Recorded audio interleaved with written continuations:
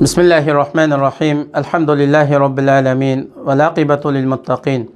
Esselatu vesselamu ala Resulina Muhammedin ve ala alihi ve sahbihi ecmain. Amma ba'd. Assalamu alaikum ve rahmetullahi ve berekatuhu. Hürmetlik ustazlar ve qarindoshlar, bugünkü dersimiz Zulqa'da to'g'risida.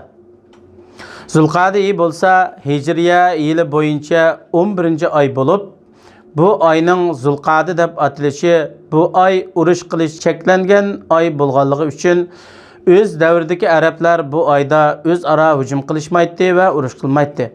Ko'pchiligi hajga tayyorlik qiladi. Zulqa'da bo'lsa urush cheklangan 4 oyning biridir. Bu 4 oyning 3i orqama-orqa keladi. Ular Zulqa'da, Zulhajja va Muharram. Indan keyin Rajab oyi. Bu to'g'rida Alloh subhanahu va taolo Qur'oni Karimda mundaq deydi: İnne iddete şuhur indallahi 12 şehran fi kitabillahi yevme halakas semavati vel ard minha arba'atun hurum. Ayetning tarjimasi: Şübhisiz ki osmon va zamin yaratilgandan tartib qamariya oylarning soni Allohning dargohida, ya'ni Lavhul Mahfuzda 12 dir. Ulardan 4i, ya'ni Zulqa'da, Zulhajja, Muharram, Rajab urush qilish haram qilingan oylardir. Bu to'g'rida Payg'ambarimiz sallallohu alayhi va sallam mundaq degan: Haqiqatan zaman Alloh taolo osmon va zaminni yaratgan kundagi hayiti bo'yicha aylandi. 1 yil 12 oy. Uningdan 4 oyda urush qilish cheklangan. Bu oylardan 3i orqama-orqa keladi. Zulqa'da, Zulhajja va Muharram va Rajab bilan Sha'banning orasida keladigan Muzarning Rajab oyidir. Urush qilish cheklangan mushu 3 oy Zulqa'da imo buning jumlasidan Allohning nazarida eng katta oydir. Bu oylarda o'ziga va o'zgaga zulm qilish, gunoh ma'siyatga yiqilishish va Allohning cheklagan belgilamasidan o'tib ketish harom bo'ladi. Bu to'g'rida Alloh subhanahu va taolo mundaq deydi: "Fala tazlimu fihinna anfusakum." Ya'ni bu oylarda o aylarning hurmatini saqlamaslik bilan Alloh cheklagan gunoh ishlarni qilish bilan o'zinglarga ziyon solmanglar. Chunki bu oylarda Alloh cheklagan ishlarni qilish boshqa oylarga qaraganda jinoyati ig'ir bo'ladi. Zulm qilish va gunoh qilish boshqa oylardami o'xshash cheklangan bo'lsa-mu, lekin bu oylarda alohida ta'kidlangan. Chunki bu oylarning hurmati Allohning nazarida ulug'dir va kattadir. Qatada rahimahullah mundaq deydi: Urush cheklangan oylarda o'ziga va o'zgalarga zulm qilish, xatolik va gunoh jihatda boshqa oylarga qaraganda ig'ir bo'ladi. Garchi zulm qilish har qanday holatda ig'ir jinoyat bo'lsa-mu, lekin Alloh taolo bu oylarda uning ishini xohlagancha katta qiladi.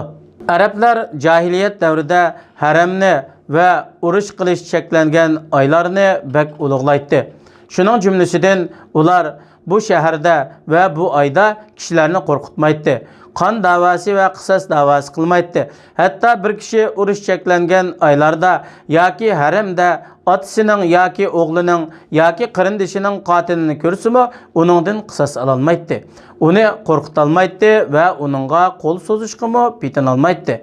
Musulmonga urush qilish cheklangan oylarni ulug'lash va bu oylarda Allohning belgilamalarini lozim tutish, farz amallarni barpo qilish, vojib amallarni ado qilish, Alloh taolo rozi bo'ladigan shaklda toat ibodatlarni ado qilishga hirismand bo'lish bo'libmi, mushu oyda va buning g'ayridagi oylardami Alloh taolo cheklagan ishlarni qilish bilan o'ziga zulm qilish va Alloh g'azab qiladigan amallarni sodir qilishdan hazar qilish vojib bo'ladi. Zulqa'da bo'lsa haj oylaridandir. Bu to'g'rida Alloh subhanahu va taolo mundaq deydi: "Al-hajju ashhurum ma'lumat." Haj vaqti ma'lum bir qancha oydir. Ya'ni Shavval, Zulqa'da oylari va Zulhajja oyining dastlabki 10 kunidir. Ibn Umar radhiyallohu anhu mundaq deydi: Haj oylari Shavval, Zulqa'da oyi va Zulhajja oyining dastlabki 10 kunidir. Payg'ambar alayhisalomga ergashganlikdan Zulqa'da oyida umr qilish yaxshidir. Peygamberimiz sallallahu aleyhi ve sellem hayatida 4 qitim ömür qilgan bo'lib, buning hammasini Zulqa'da qilgan. Peygamber aleyhisselam Madinaga hijrat qilgandan keyin buning g'ayrida ömür qilmagan. Hijriyaning 6-yili Hudaybiya kelishimi bo'lganda Zulqa'da oyida umr qilgan. Hijriyaning 7-yili Zulqa'da oyida Hudaybiyada qilolmagan umrining qazosini qilgan. Hijriyaning 8-yili Makka fathi bo'lgandan keyin Hunayn urushida olgan g'animatlarni taqsim qilib, Jarani degan joydan ihrom kiyib Zulqa'da oyida umr qilgan. Peygamber aleyhisselam Hijriyaninki 10-yili haj qilgan vaqtida haj bilan birga umr qilgan bo'lib, Peygamber aleyhisselam Madinadan chiqib ihromni Zulqa'daning oxirida kiygan. Umr faoliyatini Zulhajji oyida qilgan. Bu yili Peygamber aleyhisselam qiron haj qilgan edi. Umr qilish Ramazondan boshqa oylarda Zulqa'da oyida afzal bo'ladi. Ammo Ramazon oyida umr qilishning ajri savobi boshqa oylarga qaraganda katta bo'ladi.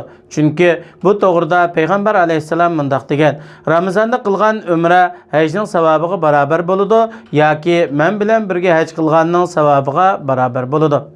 Salaflardan bir qism olimlarning Zulqa'da va Shavvol oylarida umr qilganning savobining Ramazonda umr qilganning savobidan ortiq bo'lganligi rivoyat qilingan.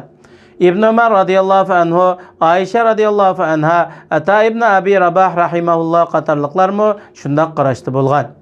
İbn Qayyim rahimahullah Ramazon bilan haj oylarida umr qilishning fazilati to'g'risida ikkilanib qilib mundaq dedi: Haqiqatan Alloh taolo payg'ambar alayhisalom uchun umr qilishga eng yaxshi va loyiq vaqtlarni tanladi. Haj oylarida qilingan umra mushu oylarda qilinadigan hajga o'xshaydi. Alloh taolo mushu oylarni haj umri ibodatlariga xos qildi. Bu oylarni shu ibodatning vaqti qildi. Ömrü degan kichik haj bo'lib, buning eng yaxshi vaqti haj oylaridir. Zulqa'da oyi bo'lsa haj oylarining o'ttiridir. Mana bu biz Allohga istixor qiladigan ishdir. Zulqa'da oyidan ma'lum kunlarni ma'lum fazilatlarga xos qilib olmasdan, umumiy shaklda Zulqa'da oyida ro'za tutish mustahab bo'ladi. Chunki bu urush cheklangan oylarning biri. Urush cheklangan oylarda ro'za tutish mustahab bo'ladi.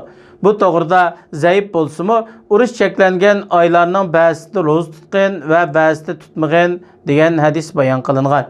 Salaf olimlaridan ba'zisining bu oyda ro'za tutganligi bayon qilingan. Ulardan Ibn Umar radhiyallohu anhu, Hasan al-Basri, Sufyan al-Thawri qatorliqlar. Ko'pchilik fiqh olimlarmi bu qarashda bo'lgan. Zulqa'da oyida büyük tarixiy voqealar yuz bergan. Alloh taolo Musa alayhissalom bilan munojat qilishga va'da bergan. Bu to'g'rida Alloh subhanahu va taolo mundaq deydi: "Va va'adna Musa 30 laylatan wa atmamnaha bi 10 fatamma miqatu rabbih 40 layla." Oyatning tarjimasi: Musaga bizga munojat qilishga 30 kechini va'da qildik. Uningga yana 10 kechini qo'shdik. Shuning bilan Parvardigorining va'da qilgan vaqti 40 kechi bo'ldi. Tafsirshunos olimlarning zo'r ko'pchiligi oyatdagi 30 kunni Zulqa'da oyi, 10 kunni Zulhajjining avvalgi 10 kuni deb izohlagan. Mujohid, Masruq, Ibn Jurayj qatorliq olimlarmi shundaq degan. Ibn Abbas radhiyallohu anhudan bayon qilinishicha, Qurbon hayit kuni belgilangan vaqt tamom bo'lgan. Shu kunda Musa alayhisalom Alloh taolo bilan so'zlashish sharafiga erishgan. Mushriklar bilan va'da qilishgan kichik Badr urushimi Hijriyaning 4-yili Zulqa'da oyida bo'lgan. Uhud urushidan keyin Abu Sufyan musulmonlarga 1 yildan keyin urush qildiganligini va'da qilgan bo'lsa-mu, lekin u va'da qilgan vaqtda va'dalashgan o'ringa kelmagan. Musulmonlar va'daga vafo qilib belgilangan o'ringa borgan. Payg'ambar alayhisalom tag'isining qizi Zaynab binti Jahshni Hijriyaning 4-yili Zulqa'da oyida amriga olgan. Bu ayda hijab oyati nozil bo'lgan. Xandak yoki Ahzab urushimi Hijriyaning 5-yili Zulqa'da oyida bo'lgan. Ba'zilar Shavvol oyida bo'lgan deydi. Bani Qurayza Yahudiylarga qarshi urushmi Hijriyaning 5-yili Zulqa'da oyida bo'lgan. Ba'zilar Shavvol oyida bo'lgan deydi. Hudaybiyadagi sulhimi Hijriyaning 6-yili Zulqa'da oyida bo'lgan. Haqiqatan Alloh taolo bu sulhni aniq g'alaba deb atagan. Alloh taolo mundaq degan: "Inna fatahna laka fathan mubina." Sana biz haqiqatan ro'shan g'alaba ato qildik. Anas radhiyallohu anhu bu oyatdagi ro'shan g'alaba degan so'zni Hudaybiya sulhisi deb atagan. Bu ko'pchilik tafsirshunos olimlarning so'zidir. Alloh taoladan bizni yilning hamma oylarini bo'libmi mushu oyni g'animat bilib, o'zi yaxshi ko'radigan va rozi bo'ladigan taat ibodatlarga muvaffaq qilishni so'raymiz. Assalomu alaykum va rahmatullohi va barakatuh.